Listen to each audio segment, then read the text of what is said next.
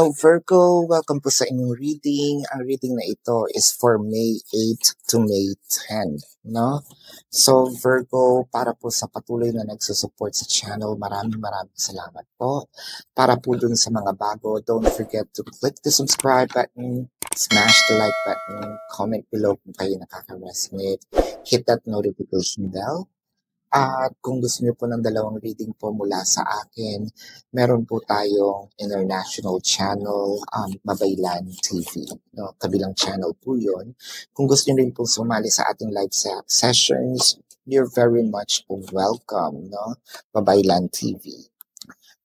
Sumasagot din po ako ng mga questions, no? Kung kayo may agam-agam sa buhay at kailangan niyo ng guidance sa baba po ng video na ito sa comment section, as long as yung tanong po is answerable by yes or no. By all means, no? Pakidrop na lang din po yung tanong ninyo. So, Virgo, magsimula na po tayo. Virgo, para sa pag-ibig, no? Willing tayong magsakripisyo. So, ganun tayo ka noble, ganun tayo kabayani. So, whether it is family relation, romantic situationship, katrabaho, kaibigan, no? You're always there para sa mga tao na kapaligid sa'yo. Kahit na minsan, ang kapalit nito, sarili na natin, no? Kumbaga, kung merong short term sa reading na ito, dito sa nakikita ko, bayani, no? Hindi natin sinasabing kailangan makilala tayo ng tao. Sana man lang na-appreciate, no? Kahit hindi na sa atin sabihin. Sana man lang nakikita yung sakripisyo natin. Kasi, alam natin na sobra yung binibigay natin. Alam natin na minsan, masakit na, nakakasakit na sila, pero sige pa rin tayo, out of love, no? Kasi wala namang tama, mali kapag nagmahal ka, di ba? Sabi nga nila, kapag nanggagaling siya sa puso, no? Masarap ibigay, pero masarap din naman sana yung ibinabalik sa iyo yung pagmamahal para at least, no, yung cycle pa, no, kung nagbibigay ka ng energy, nakaka-drain yun. Yung cycle ba na pagpapasalamat man lang, no, it's more of nakakagaang ng loob, nakaka-boost, no, nakakawala ng pagod. Alam mo yung nangyayari, pero tahimik ka lang, no.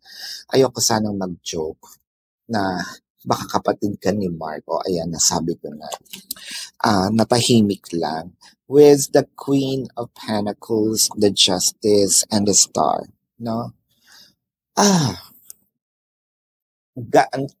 You place the person in a pedestal, no? Kumbaga, pwede natin sabihin, nakakuha siya ng guardian angel mula sa iyo, or nakakuha sila ng guardian angel mula sa iyo, no? Kumbaga susuungin mo lahat, no? Maibigay lang. Ganoon ka-noble yung pag-ibig natin.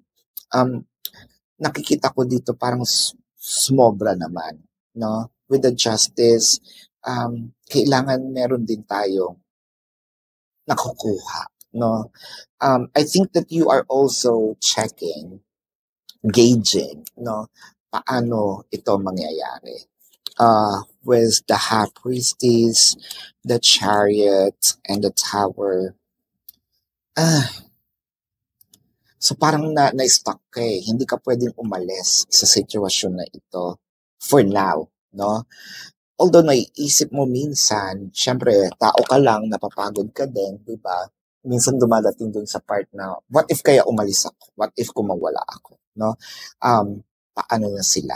Paano na siya? No? Pero so far, biglang at the end of the day, mas pinipili mo, hindi pwede. Hindi ako pwedeng mapagod. Hindi ako pwedeng um, bumitaw, hindi ako pwede. Isa ngayon ha, kasi nga kapag ikaw yung naging pundasyon, no? Kapag ikaw nawala, go lahat. With the judgment, the magician, and the temperance. So ang nakikita ko dito is ginagawa mo lahat on how to balance things out, no? I think sobra-sobra din ang ating mga dasal, asking for a sign, with the judgment in here. May mga time din naman siguro na eto na pinipili na natin yung sarili natin, no? Somewhat, no? Hindi naman sa, pagwawaldas, no? Yung konting capriccio ba na, bumili man lang ako ng konting skincare para sa akin, bumili man lang ako ng bagong panty, bagong brief, no? Hindi naman siguro masama yun. Kumain man lang ako ng what? Sanggipsal ng isang beses sa isang buwan, no? Treat ko yun sa sarili ko, magkape man lang ako, no? Isang beses sa isang buwan, no? Or baka may iniipon ka na one time, big time naman. Deserve mo, no? Diyos ko, sa sakripisyo mo, hindi kita inuudyok na maging palawaldas. Actually, ako yung taong ma-save, no? Maipon. Pero, kailangan mo rin i-reward ang iyong sarili with the Nine of Swords, the Knight of Pentacles, and the Page of Cups. Kasi papunta ka na sa burnout, no, mga ate, mga kuya. Kasi ang naiisip mo dito, nakikita mo na bakit walang napupunta sa akin, no? Walang lahat puro palabas, walang papasok, no? Siguro nandito sa sitwasyon na ikaw nga siguro ang savior, ang knight in shining armor, ang guardian angel ng mga tao na kapaligid sa iyo for now kasi ikaw yung may lakas. Pero hindi naman yun nangangahulugan na kailangan all out, no? Probably it's time for you to save a little, enjoy a little, no? Sacrifice a little. You just need to balance things out. Kasi ang nangyayari sa'yo, puro sakripisyo, no? Wala man lang yung, mano ba man lang yung pumunta ka sa park, di ba? Magmasid-masid tayo sa mga sa baywalk, ganyan, no? Tingnan natin ang beauty ng paligid, no? Kasi parang, ang nakikita ko dito, nilalamon tayo ng sitwasyon natin, no? Hindi natin nakikita yung beauty outside. And siguro meron din tayo tinatawag dito na contributions about that, no? It's okay, no, na minsan mag-chill naman tayo, no? Masyadong sobrang seryoso ang nangyayari. Seven of Wands, the Lovers, and the Page of Wands. Nakakita ko ng opportunity dito na whether it is with romance, Page of Wands, no? I think yung hinihingi mong sorry, thank you, maibibigay naman siya, no? With the Seven of Wands, I think this is more of in a different way. Baka naman din, sobrang focus tayo na kailangan ko lang marinig. Minsan, yung apology na hinihingi natin, hindi nasasabi directly, pero sa ibang bagay bumabawi. Siguro, ang message dito, Virgo, is tignan natin, no, yung mga gestures naman o yung mga nakapaligid sa atin baka sa ibang paraan ginagawa, no? So, ito ang iyong reading for now, Virgo. Tignan natin ang zodiac sign ng taong concern.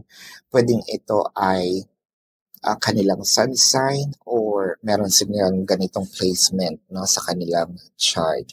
Gemini, Leo, no, water placements, Sagittarius, Taurus, Cancer, Aquarius, Libra, no?